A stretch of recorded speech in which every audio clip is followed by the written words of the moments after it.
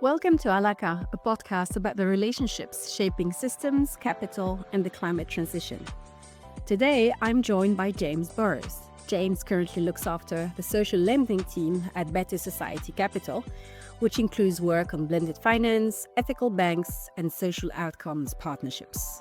These are all ways of connecting capital to communities that need it most. He's also actively involved in shaping and building out the practice, looking at investing for more transformative systems change. And previously, he led on the Places strategy, looking at ways investment might play a role to support places and communities to thrive. This episode with James was really such a delight to record, and honestly, we ended up the discussion feeling both of us super frustrated because we couldn't make more time.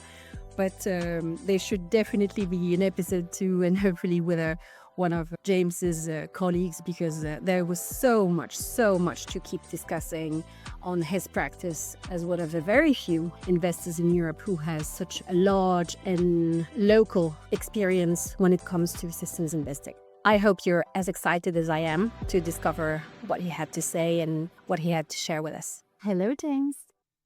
Hi, man. How are you? I'm well. Listen, I'm super excited to have you, James, because you're the first person I spoke about the idea of this podcast back in April. And you came back with such a warm and positive and encouraging feedback email. I loved it so much. So it's quite odd that you're not the first to record, but life goes in the way. But yeah, I'm very, very happy and again, thankful and publicly thankful for your support to this crazy endeavor. Thanks back to you. That's new news to me about being the first that you spoke about it to, and I've listened to the ones that have come up so far, and they're fantastic conversations. Yeah, hats off to you for the idea, for bringing the people together, and I feel really privileged and honored to be on and to be a guest here amongst such esteemed company. So thank you. Thank you. So I think one of the things that I would like our listeners to perceive throughout this conversation is the quality of the discussions that we've been having over time. And obviously, we cannot summarize or synthesize all the crazy thoughts and fun ideas that we had when we bump into each other in events or conferences. But let's try and make our best to try and brainstorm with one another like we do. It's a deal. It's a deal. In real life. Okay. You know that we usually start with your personal story, either professional or personal path that brought you to your work. So you can start by explaining what you do today and perhaps tell us a bit more. How come you end up being at such a unique spot in the financial industry? So I am currently working for an organization called Better Society Capital. I've actually been here for about 11 and a half years. It was an organization that was mentioned as an example from the UK on Christina's earlier podcast. It's been a pleasure and an absolute journey of the last 11 and a half years, which is why I've been here. I'll start a bit earlier than that of what took me there, because I think that journey then speaks for itself to some extent. When I grew up, I had always the sense that people mattered, no matter where they were from, what backgrounds they had, what lives they'd led to that point in time. I'd got that probably from my parents and family who had that non-business careers in various different ways. They were teachers, they were in the military, and then also my dad was a vicar for a period of time. And so that kind of wider access to humanity, if that makes sense. That sense of fairness, that sense of everybody has their own journey and their own story, and opportunity isn't equal in those kind of ways. And that's really important. The heart of that, I think, was part of that. Now, when I then left formal education, I was then, how does parts of the world that I don't have access to, how does some of that stuff work? So I jumped into consulting for a few years in financial services to go, how does that part of the world work to some extent? What goes on there? And I very quickly started to see things in the post-financial crisis world in these big banks that was a little bit like, okay, something's not quite working here. People have given all of their money to these huge financial institutions, and then things go wrong. What are they doing with them? I started to go, okay, I don't know anything about the origins of why people gave people their money to look after in the first place, and then what happens with it at that point in time. It's very interesting because you say people gave their money, but they didn't give the money. They didn't give the money. They entrusted the money to these people. The question of trust, I hope we can come back to it later, but this is a very important topic that we don't discuss enough. We don't give out the money as individual investors or citizens to the banks or the financial institutions. Perhaps we'll come back to it, but I would like to stress out and point out that there is so much to be said about how trust and lack of trust and loss of trust is such a compelling topic that we should be considering in the impact space at large, because it prevents or blocks so many things. So true. And there's a word in there that I think is important for the work that, building on that idea of trust around stewardship and stewarding, which I find is such an important part of where our capital at Better Society Capital and the capital that we steward comes from. That it's not a particularly sexy word in many ways, but it's got such depth and weight to it at the heart of the relationship between humanity and nature and other species, as well as money and individuals and the relationships that we have, and being careful with some of that. I think there's a weight in some of the concepts that you're talking about that I think are totally spot on, and exactly what I guess that turning point of what happened then when people entrusted people their money to look after. I think there's something totally in that. I did a bit of research around some of that stuff, and as I was looking into ethical banking and ethical finance and what the ethics were around some of those elements, up popped this concept of impact investing. It was about 2011, 2012, and there was a book published around that sort of time on the topic, and it spelled out a concept that, you sometimes have those light bulb moments or light bulb concepts where the way that you've seen the world in the past, actually those boundaries between those things start to melt a little bit. You have these concepts of charity on one hand, where people do good, and business and finance, where people make money. And this was a concept where you can use those professional tools, those professional skills, the ways of investing money, and actually you can combine them in that middle. And that concept back then, as a recent-ish graduate, really started to speak to me, that it didn't just need to be do something and then give it away. You could actually do something and really do something that meant something with the main part of your time, with your resources and those kind of things. And that triggered a journey that then led me on to, within a couple of years of joining, following the work at Best Society Capital, and the rest is history. 11.5 years later, and I'm still here. So I'll stop there. It's a lovely story. And another thing that comes to my mind when listening about this journey is the fact that so many people in finance have to go through business life or professional life with a sense of duality. Okay, you have to be serious, you have to make money out of your investments, serve your clients, etc. Okay, and make the most of that money, so get the maximum returns. And the second part of this duality or dual life is, okay, but I'm invested in social commitments, I have NGOs, I have philanthropics, I have causes that are so important to me, and I try to find this balance, but essentially being not torn apart, but still dual. This promise of rebinding this dual nature is something that struck me when I got into impact investing in 2012, for sure. And it's a difficult balance, clearly, but I love the fact that you managed to find this path to your own whole, if you will, so early in life. And I felt really fortunate to do that. And it was only because of circumstances and people who were doing things in the background and setting things up. And that was the landing that I had into that space in a slightly different way. And I think that's the start of the journey, really, rather than anything else. I'm not pretending that impact investing is the whole thing, and it's also absolutely not perfect. No. And our own journey at Better Society Capital, or BSC as we refer to it, has been about, okay, what are the boundaries of some of that stuff that we can go beyond and push? What are those areas that actually it's not our role to do anything with? What are the other actors within the ecosystem, and who are those other players and organizations that we really need to bring in or work through or work alongside? And what's our role through capital and the other resources that we steward in various ways?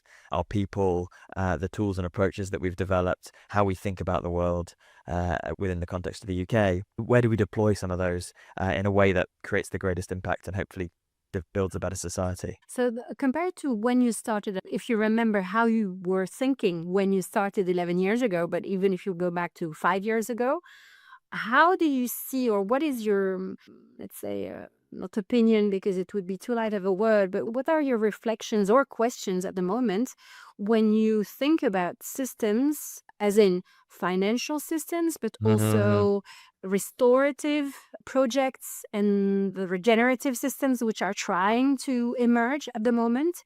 What are your thoughts and perhaps doubts? I think there is a split here between when I started, everything was about what is the direct outcome. It was fairly mechanistic.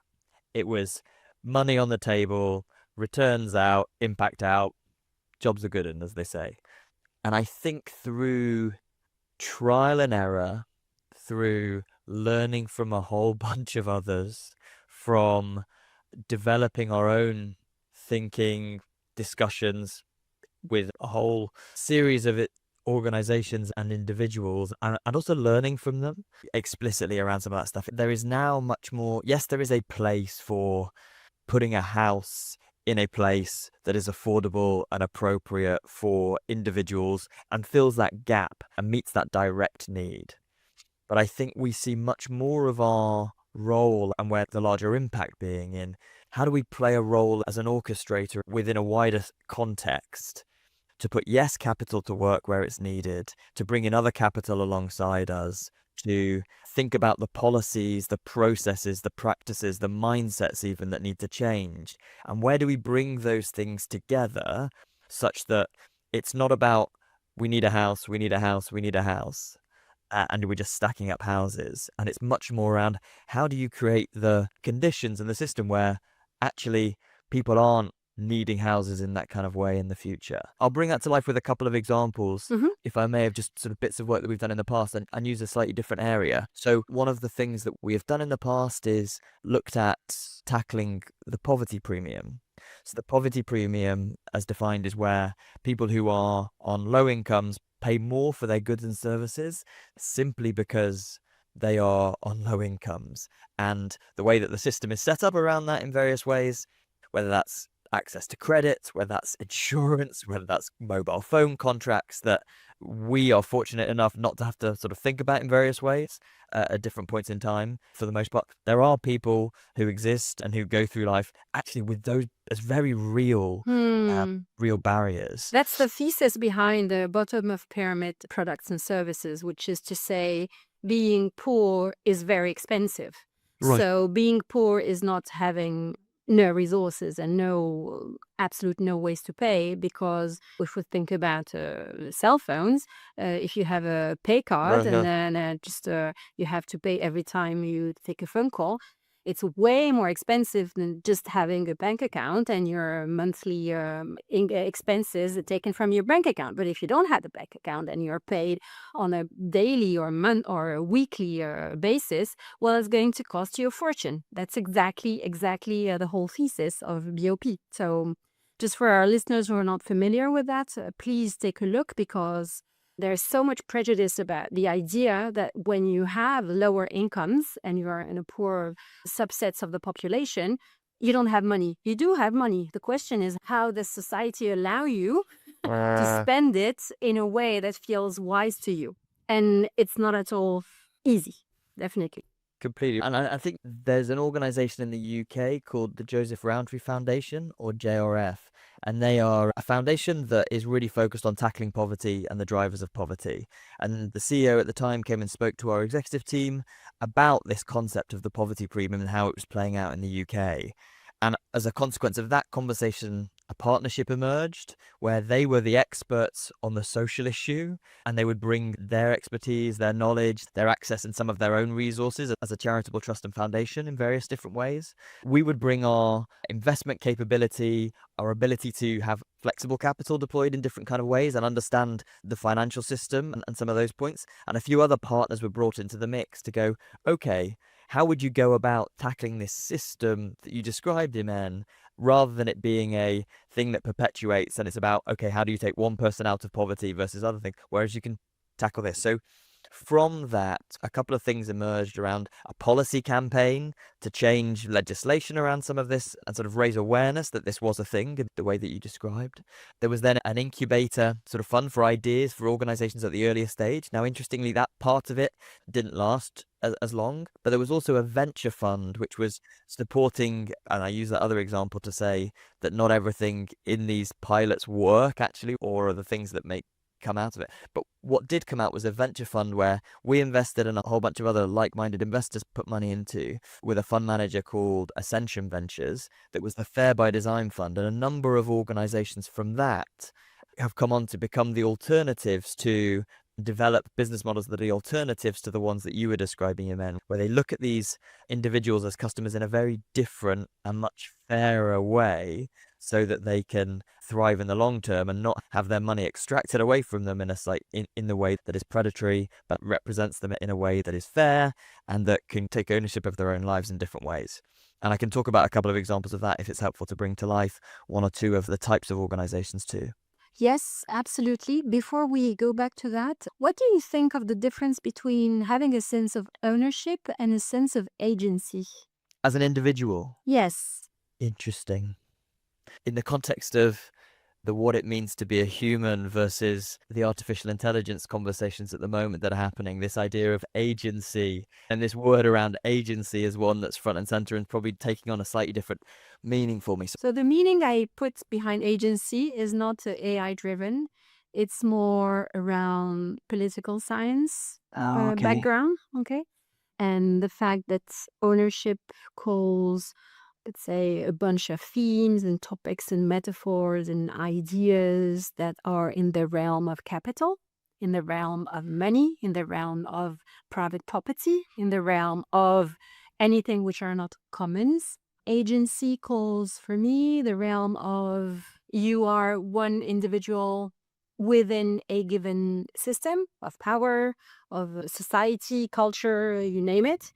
And so how do you navigate? How don't you feel overwhelmed and burdened by so many ties and blocked relationships and dependencies? What do you do between these two concepts and how do you navigate? And do you even think it's a meaningful question? Perhaps it's not, but I feel that the use of ownership or the word capital, when you talk about social capital or intellectual capital, cultural capital, it brings along a certain type of social relationships, which I don't know if they're the most useful in the future. I think I use them interchangeably in the context of everyday speech.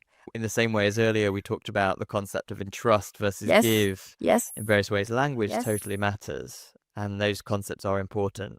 And I think probably where I think I'm being pushed to through the question is I really mean agency, actually, and that people can have the ability to be active agents and drivers of their own life in that kind of way.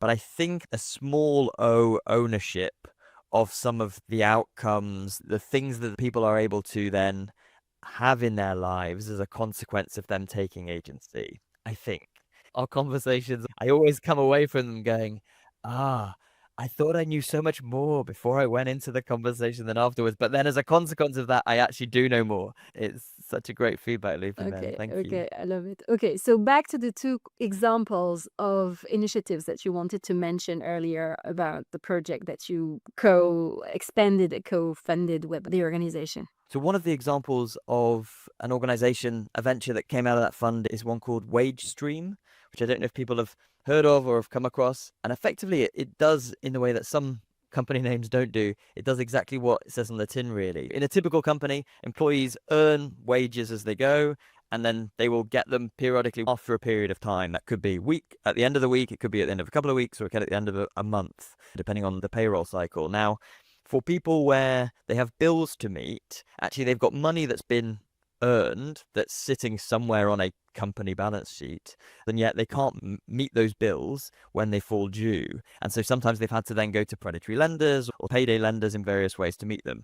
WageStream originally came about with the idea of, why can't you get access to those wages and stream them effectively as they're being earned? And so they created a business model around some of this stuff, and then it's developed from there. But it's this concept that being able to access the money that is due to you, back to that ownership point, and taking agency around some of that stuff a little bit. The way that they think about data, because of the people who've been involved in some of that stuff, is fantastic. That's led to other opportunity areas to tackle other aspects of the poverty premium around savings, around insurance, and a whole bunch of other stuff within the concept of that organization and the fund as well.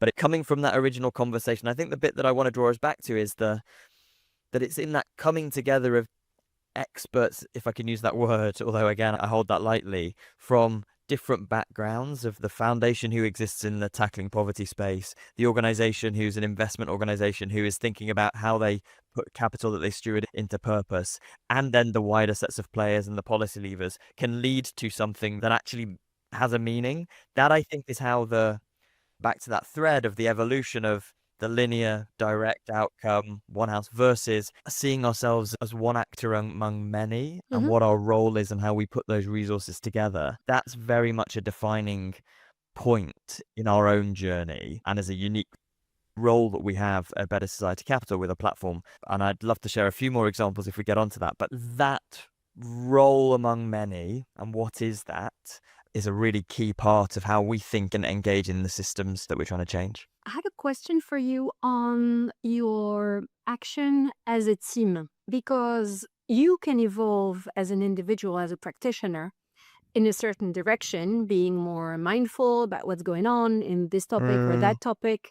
And the rest of your team is perhaps still focused on the more, let's say, mechanistic approach. So how do you build not only awareness, but gradually the processes and the continual adjustments of building on one another's shoulders to make sure that you, as a team, try and be bold enough to keep on exploring and pioneering stuff, but still holding together all the threads of the system that you're trying to influence?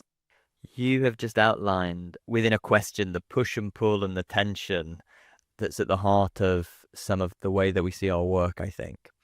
Let me try and unpack that a little bit and bring that to life within the context of the organizations. There's one part of this which is, what's the work that we're doing? And it's around finding new frontiers where impact capital can be deployed and create systemic transformational change and be sustainable through time. There's then bringing others into that space, and then so accelerating and shaping and scaling what that space looks like. Internally then, how do we systematize to an extent or codify what some of that journey looks like? Within the context of a strategy we did just prior to the pandemic, we started to think about what's our systems, our approach to investing in systems change in this kind of a way. So we absolutely tried to document exactly the levers, the process that we go through, so that where we were up to in our own journey internally, from linear impact to actually investing in systems change and what that means for us, and some of the different tools that we have around and approaches around some of that stuff. And that involves thinking around what are the mindsets, practices, beliefs, what are the policies that might need to change around some of those kind of things, and embedding that in our own investing framework. When we set up, we had three sort of legs of the stool that we always looked at every investment, every deal, every opportunity around. One was around the financials, one was around the impact, and one was around broader market development. And that was more around size and scale and types of products in various ways. At about that time, we updated that language to be around systems change instead of market development. So it wasn't this mechanistic market sort of point, but it was around what that systems change looked like. So that was part of our then process that everybody in the team was trained on, was deploying each time they were using some of their deal processes. How do you entertain a bird's eye view on a given system when you look at one investment opportunity? Okay, you have an impact fund or a public-private agency who comes and talk to you about social housing or a place-based investment on whatever Yep. topic. How do you keep the super high level, okay, what systems are we in? Do we want to impulse this thing and that thing? And at the same time being at the bottom. How do you do that? No, but seriously, because It's a great James, question. you're one of the rare practitioners of systems investing with enough feedback loops in terms of time in Europe. You're one of the few. And we want to know, how do you do that? So there's two levels practically that we think about this. We have a strategy level, and there are several strategies. So for example, in the current strategy that we're working on at the moment, we've thought about your market system. So we've had a venture system and a way we think that operates. We have a property system and a way we think that operates. We've got a broader social lending system and how we think that operates, etc. And there's a series of strategic sort of systems indicators, enablers, conditions, parts that we have overarching on a multi-year view. So in this case, it was 5 years. What does that look like? What are the goals? What are the dashboard pieces? To your point, how are we keeping track of what's happening at that level? And we come around those on an annual basis within the groups who are looking at some of those and going, okay, what progress are we making around those projects and the deals that we're doing and the various other pieces that add up to some of that? What are we learning? How are we changing? We think if we come around it more regularly than that, given the nature of how quickly systems change or how slowly systems can change, it's probably slightly meaningless. But on an annual basis, you can start to say what's working, what's not working, what are we expecting to see, and how are we learning from some of our other work and applying that. So that's the first level, the overarching strategy level that dictates where we're going. Then on a deal by deal basis, there's then a slightly more narrow, more micro, what is the role of this investment in creating and contributing to that systems change, alongside the direct impact on people that it's hoping to generate, as well as what is the financial return that we're trying to balance here. So there's those two levels that push and pull against each other. And so hopefully through time, we have this portfolio of investments, of deals effectively, and additional strategic sort of projects and bits of work, whether that's policy pushes, whether that's research papers or things that we're putting out there, sharing insights in the market, that are contributing to this bigger change at the systems level, while also speaking to the conditions within that specific investment, if that makes sense. When we talk back to that Fair by Design example, that's at the deal level, actually, where that would sit. And that would sit within for example, in this instance, sits within the venture ecosystem. And so you can then start to go, okay, using this as an example of how venture investors can create change at that wider level. Okay, who else is coming in as a venture investor? What's the mindsets that they're applying? Are there these impact unicorns and in various ways that might be language around that? Are we seeing impact to drive commercial value? And so through people's minds, seeing that happen in different firms, through the way people engage with sustainability, with ESG, and then on to impact and systems change in different ways, we can see and judge whether we're making a difference at that broader system, this broader strategic systems level. And it's a dance between the two. It's a push and pull between the two. There's a tension between the two. And not everything we do at the deal or portfolio level will work from it. And it also might not work in the way that we expect it to work. Well, that's the humility that the systems teach you.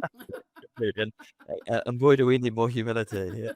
Okay, I have two questions for you. One is about our pet topic of place-based investing. I would love to hear a bit more about it. And second question, you briefly mentioned the fact that not all, let's say, experiments are successes or work as planned. What can you tell us in terms of designing feedback loops for someone who wants to get into a more systems approach to their impact practice? So first, place-based or first feedback loop? I'll start with the place-based, and I'll use that a bit of an example. I mean, hopefully, if I remember where I get to talk about that in the context of the feedback loops question. We had an explicit strategy in about the similar period as we were doing the Fair by Design example around place-based impact investing, around seeing places as the system or the area in which things happen in reality, in practice.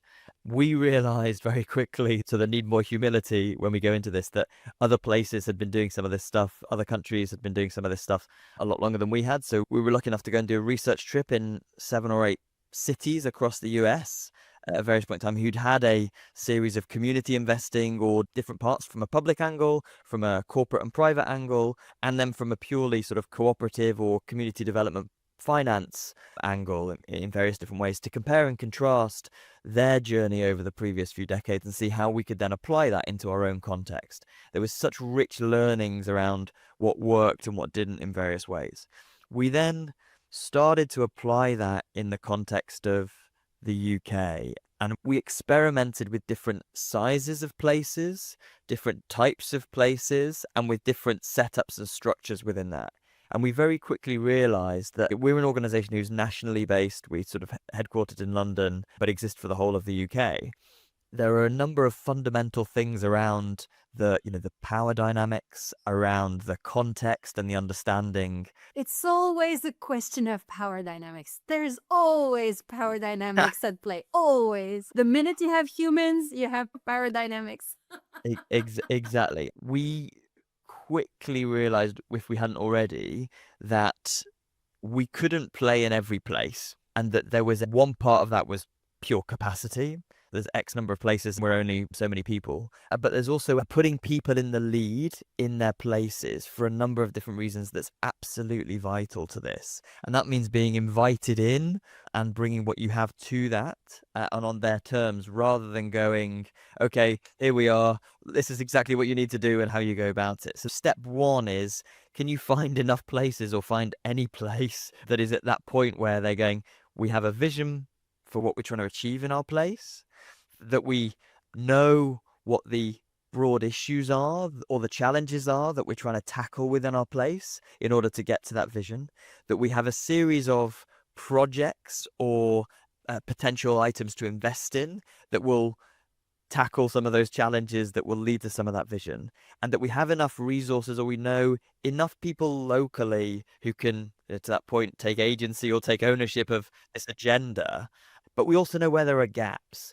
And so when you've got a place that has that level of local leadership and local partnership through some of those bits, is large enough to have enough of a push and pull that can take the type of capital that we can bring to the party in various ways, that has a sense of local agency and can invite you in various ways, then you can start to have a conversation at a different level in a meaningful way that can lead to action. It's interesting what you're saying, because in fact it's a very meta movement that you're describing. In fact, to be able to improve the system, you first need to start listening to it and how self-aware it is. It's very interesting.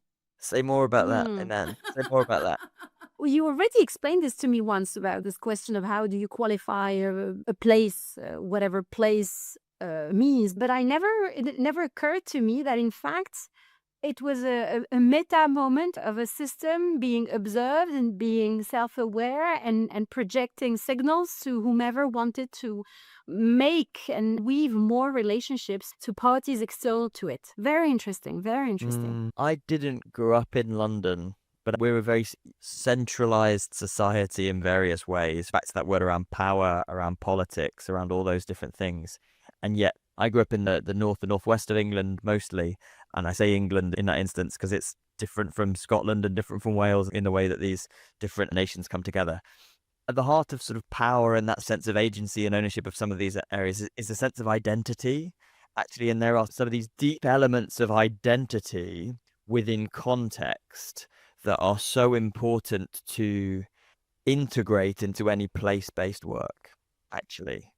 And unless you are, my sense and my view here from engaging in some of this work is, unless you are genuinely and authentically being led out of that sense of identity in those places, you might be investing in regions, which is fine and valid, but the place-based element is around understanding and led out of that context in a slightly different way.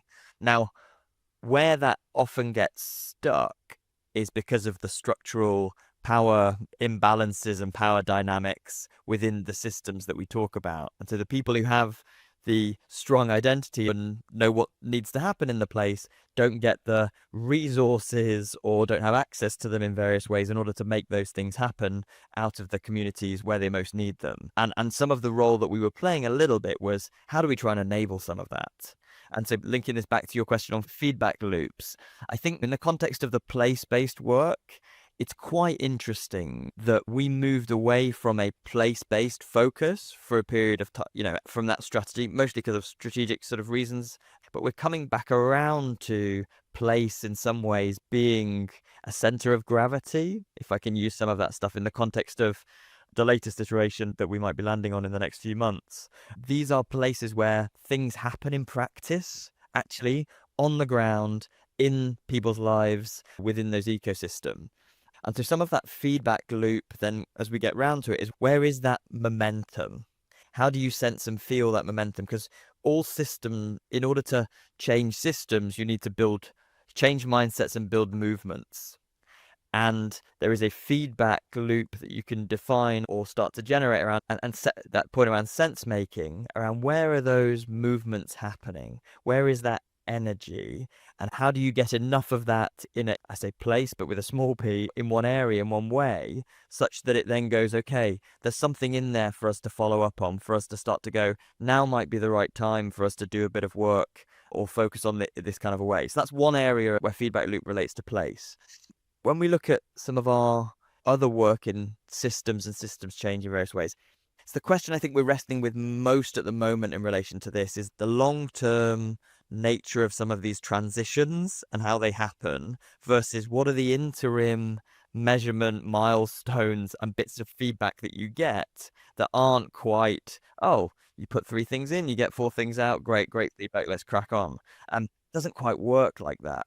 And so I think in each of our different interventions, in each of our different projects and pieces of work, how we define those is really important. And again, we don't always set those correctly, but there is always something.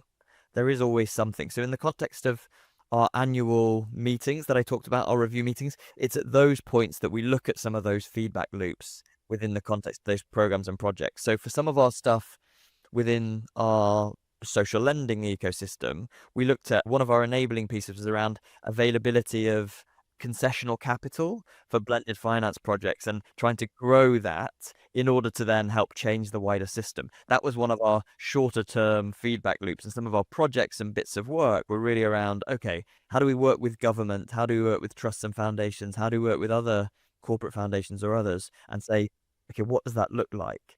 Now, out of that bit of work and noticing that that was moving or wasn't moving in various ways through that feedback loop, another project then came, which was around something we call the Blended Finance Collective, where we started to realize there is this momentum, as we talked about. There's a lot of people who are realizing that the solutions that we're trying to solve and the systems trying to change will take a lot of capital, but that capital isn't moving as quickly as it needs to. How do we create the conditions around some of that stuff? But also that we don't have all the answers in the UK, and we don't have all the answers in our slightly narrow impact investing sector. And so who else is doing some of this stuff that we can learn from that are our cousins to an extent, if that makes sense? And so with a number of the development finance institutions and others who do more emerging markets and have their own practice and have a wider set of expertise, but also different parts of government and also some sector bodies like Convergence or others, we started to come together and go, okay, what exists out there already and what's the role for a community of practice? And I say that deliberately as a community of interested and engaged, but practice because they're actually practitioners who are doing this. Yeah. It's not academia. Yeah. Correct. Exactly right. And it's taken probably 3 years of conferences, of meetings, of sharing some of this stuff for that to feel like a real community rather than people who you kind of meet at a wedding and you go, oh, I've drawn the cousin analogy slightly too far. But you know what I mean? It feels like family rather than people you meet at weddings now. And we're learning so much and it's setting us up for what's coming next in so many different ways off the back of some of that stuff. And that came from the setting the goal, may or may not have been the right goal, getting the feedback loop on some of that goal and where it was working or not, keeping our radar up around what's in and out of the system and starting to follow that stuff through. in various ways. I'll stop there. In the episode with Roberta, she shared something so important, which is, again, coming back to the question of humility, which is you cannot imagine that you can change a system. You can push some intervention points and observe how the system moves. And perhaps it's because of you, perhaps it's because of other things that are happening at the same time. Perhaps a question on this, it's a nearly philosophical tension, which is your agenda is about systems change. But how do you live with the idea that from a theoretical level, we cannot imagine that we can change a system? Like we cannot say, I am in charge of changing it. How do you live with this schizophrenia? Yeah, I've not had it put so starkly to me before. I think it is one tension among many, and the place that we sit at the heart of the for-purpose sector, government, the financial system and everything else, we've always lived in those tensions. And so it's part of stewarding this kind of mission where those tensions are always present. Back to that question of agency, actually around some of that stuff. On your specific question there, I think that's exactly right.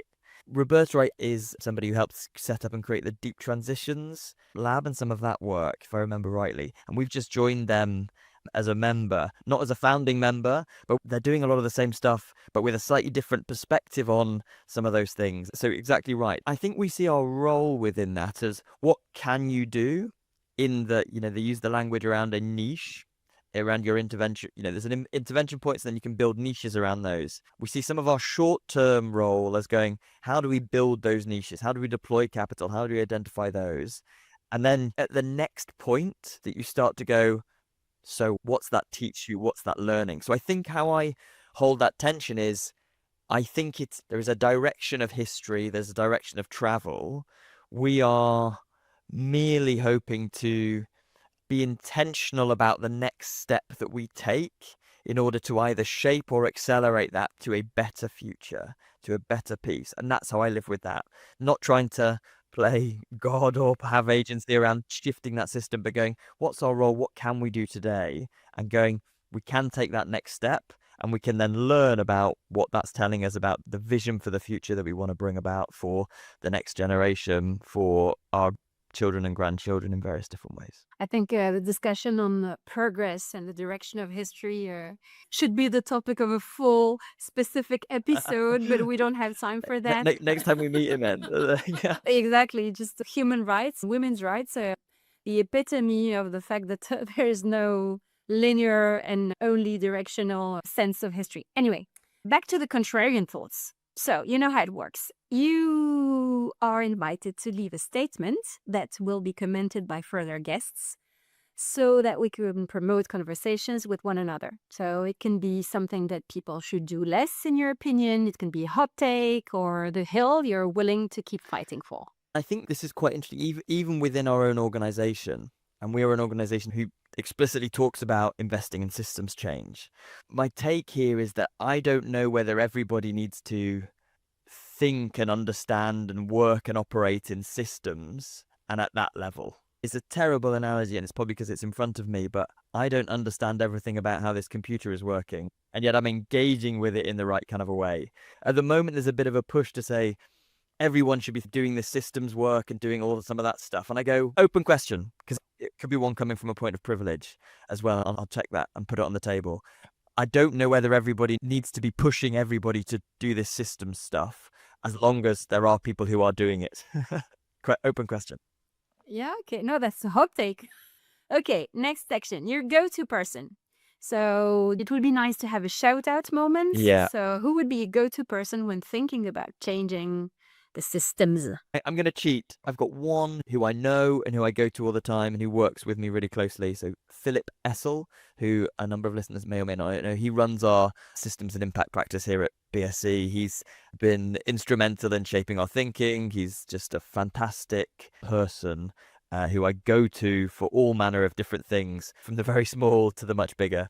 It's an absolute pleasure and a privilege to be a colleague and a friend of his. So look him up. If people don't know him, I'm sure lots of people do. He's at the forefront of the systems groups that we work at. I'm going to cheat because the second person is a go-to in terms of their resources, their thinking, their work, but I don't know them personally. Kirsten Dunlop at Climate Kick. The stuff that she is putting out there, the work that she has done, that she is doing, is just deeply inspiring. And does that thing between, yes, she can engage in the theoretical and use all of the language that people are using in this space, but she's also deeply practical and doing things at a scale and a level and with a pace and an urgency that is really needed. Shout out for her. She probably doesn't have any idea who I am, but she's a go-to person and a resource. But yeah.